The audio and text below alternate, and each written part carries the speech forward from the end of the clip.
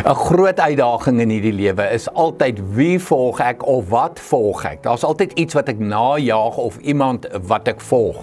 En die geheim van die lewe is 'n baie eenvoudige beginsel. Laat liefde altyd voorloop. Laat liefde jou altyd lei. Stap jy net agter liefde aan.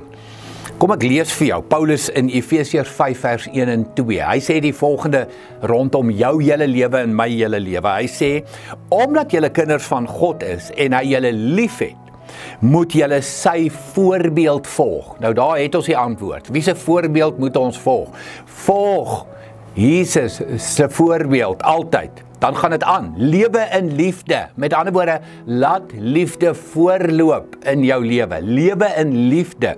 Soos Christus ons ook lief gehad het en om ons ontwil sy lewe as 'n offergawe gegee het. Ja, offer wat vir God aanneemlik was. Met ander woorde, al jou woorde, al jou dade. Hier is die uitdaging. Laat liefde voorloop.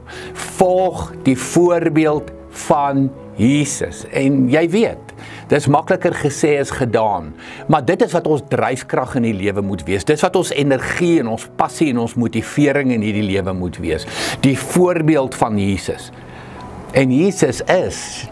Hy is liefde, hy is liefde. So kom ons laat toe dat liefde voorloop en ons volg liefde. Maar hier is die belangrike ding uit hierdie skrifgedeelte ook.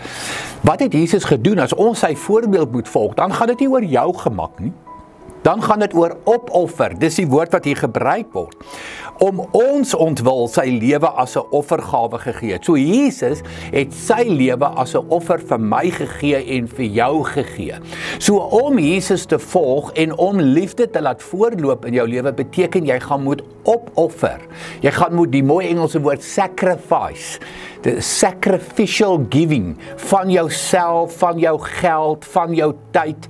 Dit is om die voorbeeld van Jesus te volg. So daar's die uitdaging vir my en vir jou. Laat liefde altyd voorloop.